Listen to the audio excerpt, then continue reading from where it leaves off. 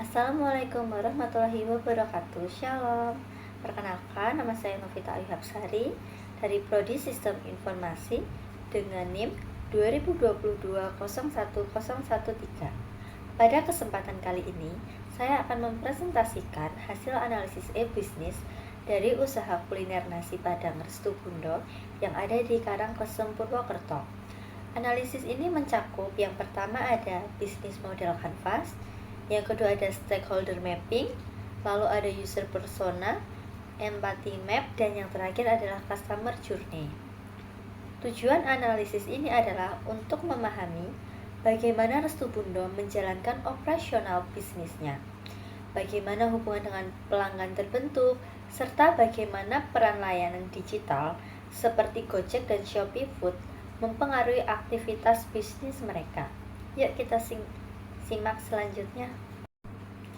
Nah, sebelum masuk ke analisis, saya akan menjelaskan terlebih dahulu tentang usaha yang saya pilih. Usaha yang saya pilih adalah Restu Bundo. Restu Bundo adalah warung nasi Padang yang dikelola secara pribadi, dibantu oleh satu pegawai. Bahan baku diperoleh dari pemasok sehingga kualitas dan ketersediaannya stabil. Restu Bundo melayani pembeli yang datang langsung, pembelian bungkus, dan pelanggan melalui aplikasi seperti Gojek serta Shopee Food. Lokasinya berada di wilayah Karangkesem, area yang cukup ramai penduduk dan dekat dengan pemukiman, serta dekat dengan kos-kosan. Pelanggannya beragam, mulai dari mahasiswa hingga masyarakat umum yang sudah menjadi langganan. Nah, selanjutnya adalah model bisnis canvas. Yang pertama ada customer segment. Terdapat dua segmen pelanggan utama. Yang pertama adalah mahasiswa yang sedang mencari makanan cepat, enak, dan terjangkau. Lalu yang kedua adalah masyarakat umum, seperti pekerja dan warga lokal yang sudah menjadi pelanggan setia. Selanjutnya ada value proposition. Restu Bundo menawarkan makanan cepat saji dengan rasa Padang khas, harga terjangkau, dan porsi besar. Selain itu, adanya pelayanan pemesanan melalui aplikasi membuatnya lebih praktis. Yang ketiga adalah channel. 3 saluran penjualan yang digunakan adalah makan di tempat, bungkus langsung, dan pemesanan online melalui Gojek dan Shopee Food. Lalu ada customer relationship. Hubungan dibangun melalui pelayanan yang cepat, ramah, serta rasa yang konsisten, sehingga menciptakan pelanggan setia.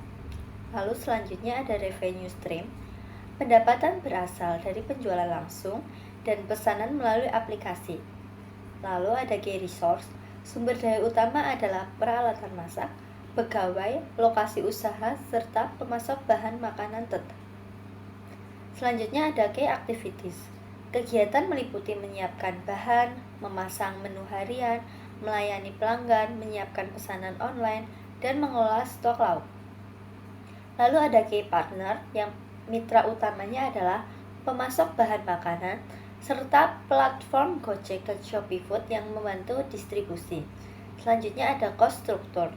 Biaya meliputi bahan baku, gas, listrik, gaji pegawai, kemasan, dan potongan komisi dari aplikasi. Dengan memahami 9 elemen ini, kita bisa melihat bagaimana Restu Bundo menjalankan bisnisnya secara keseluruhan. Yang berikutnya kita akan masuk ke dalam stakeholder mapping. Nah, pada bagian stakeholder mapping, ini dibagi menjadi 3 kategori. Pemetaan ini membantu kita memahami pihak-pihak yang berpengaruh terhadap jalannya operasional usaha. Di bagian paling penting ada stakeholder primer, yaitu pihak yang terlibat langsung dengan aktivitas bisnis harian. Yang pertama adalah pelanggan, baik yang makan di tempat, bungkus, maupun yang memesan lewat aplikasi. Mereka mempengaruhi pendapatan langsung, sehingga kualitas rasa, harga, dan pelayanan menjadi faktor utama yang harus dijaga. Berikutnya adalah pemilik dan pegawai, yang menjalankan dapur, melayani pembeli, menjaga kebersihan, dan memastikan operasional berjalan setiap hari. Lalu kita memiliki stakeholder pendukung, yaitu pihak yang tidak berada di inti operasional, tetapi sangat berpengaruh pada kelancaran bisnis. Contohnya supplier bahan masak, yang menyediakan lauk, sayuran, minyak, dan kebutuhan harian. Stabilitas pasokan menentukan apakah menu tetap lengkap ataukah tidak. Kemudian ada platform digital seperti Gojek dan Shopee Food yang membuka pintu untuk pelanggan online. Algoritma, rating, dan promo dari platform ini sangat mempengaruhi visibilitas Restu Bundo. Selanjutnya yaitu ada driver ojek online yang memastikan makanan sampai ke pelanggan dengan cepat dan aman. Layanan mereka ikut membentuk kesan pertama pelanggan. Ada juga pemasok pendukung seperti toko LPG atau penyedia peralatan dapur yang memastikan operasional tetap berjalan. Terakhir ada stakeholder kunci, yaitu pihak yang tidak berinteraksi setiap hari, tetapi berperan penting dalam jangka panjang. Misalnya pemerintah dan regulator, seperti kelurahan, dinas UMKM, dan dinas kesehatan yang mengatur izin usaha, kebersihan, dan standar keamanan pangan. Kemudian masyarakat sekitar, yang mempengaruhi citra lingkungan, kenyamanan, dan terakhir ada kompetitor, yaitu warung makan lain yang mempengaruhi strategi, harga, dan kualitas layanan Restu Bundo. Dengan memahami seluruh stakeholder ini, kita bisa melihat bahwa meskipun Restu Bundo adalah usaha kecil, banyak pihak yang saling terhubung dan berpengaruh pada kualitas layanan serta keberlangsungan bisnisnya. Lalu kita masuk ke dalam user persona. Pada analisis ini, saya menggunakan persona Isabel, mahasiswa perantau berusia 20 tahun yang tinggal di kos dekat kampus. Isabel memiliki jadwal kuliah padat dan jarang memasak, yang mencari makanan cepat, enak, dan sesuai budget. Restu Bundo menjadi pilihan favorit karena rasanya konsisten, lauknya lengkap, serta lokasi dekat, dan tersedia juga di aplikasi.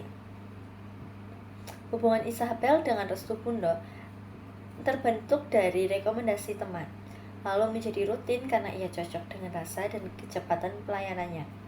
Ketika sibuk atau hujan, ia memesan lewat Gojek atau Shopee Food. Ia sering memilih menu yang sama karena sudah percaya dengan rasanya. Namun, Isabel juga memiliki pain point, antrian panjang, lot favorit kadang habis, pesanan online lama jika driver sedikit, serta khawatir ada kenaikan harga. Lalu, perilaku Isabel cenderung praktis dan spontan, dipengaruhi cuaca, waktu, dan kondisi fisik. Ia sering membandingkan harga dan memilih solusi tercepat. Selanjutnya kita akan masuk ke dalam empathy map. Saya membuat empathy map untuk memahami pola pikir Isabel. Di empathy map itu ada 4 elemen, yaitu ada say, think, feels, dan juga ada does. Yang pertama says. Isabel sering berpikir, mengatakan seperti ini. Yang penting itu cepat. Lalu porsinya cukup enggak ya? Dan kalau diantar lama tidak ya? Lalu dia berpikir, dia memikirkan harga, antrian, pilihan lauk, dan apakah lebih baik datang langsung atau pesan online. Itu yang dia pikirkan. Lalu dia merasa, dia senang jika cepat dan enak, tapi dia kesal jika lauk habis atau pesanan itu lama datangnya. Lalu apa yang dia lakukan? Isabel sering datang langsung sepulang kuliah atau memesan online ketika ia malas keluar. Ia memilih lauk yang konsisten dan tidak banyak berubah. Nah, selanjutnya saya akan menjelaskan tentang Customer Journey Map Restu Bundo. Peta ini menggambarkan bagaimana pelanggan berinteraksi dengan Restu Bundo dari tahap pertama mengenal hingga akhirnya merekomendasikan. Pada tahap awareness, pelanggan biasanya mengetahui Restu Bundo dari rekomendasi teman, Google Maps, atau dari aplikasi seperti Gojek dan Shopee Food. Di tahap ini, mereka baru mencari-cari informasi dasar seperti menu dan harga. Selanjutnya kita masuk ke tahap consideration. Pelanggan mulai membandingkan Restu Bundo dengan warung Padang lain. Biasanya mereka melihat rating, foto makanan, dan harga di aplikasi. Dari sini mereka mempertimbangkan apakah tempat ini sesuai dengan budget dan selera mereka. Lalu kita masuk ke tahap selanjutnya, yaitu adalah purchase, yaitu saat pelanggan memutuskan untuk membeli. Mereka bisa datang langsung, lalu memilih lauk, atau lewat aplikasi ojol. Pengalaman pelanggan akan sangat dipengaruhi oleh antrian, kecepatan pelayanan, serta ketersediaan lauk favorit mereka. Setelah pembelian, ada tahapan retention, yaitu bagaimana pelanggan kembali lagi. Di tahap ini, pelanggan akan kembali membeli menu yang sama karena rasanya cocok, porsinya besar, atau karena ada promo dari aplikasi. Jika pengalaman mereka konsisten, mereka cenderung menjadi pelanggan tetap. Yang terakhir adalah tahap advocacy, yaitu ketika pelanggan merasa puas dan secara sukarela mempromosikan Restu Bundo, misalnya dengan memberikan rating di aplikasi, membagikan foto makanan ke Instagram Story, atau merekomendasikan ke teman. Melalui customer journey ini, kita bisa melihat titik-titik penting yang mempengaruhi kepuasan pelanggan, termasuk apa saja yang menjadi hambatan dan peluang untuk meningkatkan pelayanan. Nah, dari seluruh analisis yang sudah saya paparkan, dapat disimpulkan, Restu Bundo memiliki model bisnis yang sederhana namun efektif, dengan aluran layanan yang jelas dan pengalaman pelanggan yang cukup kuat. Melalui pemetaan customer journey, kita dapat melihat bahwa peningkatan kecil seperti konsistensi pelayanan, pembaharuan menu online, dan program loyalitas dapat membuat pelanggan lebih puas serta meningkatkan retensi. Demikian presentasi yang dapat saya sampaikan mengenai analitis bisnis pada Restu Bundo.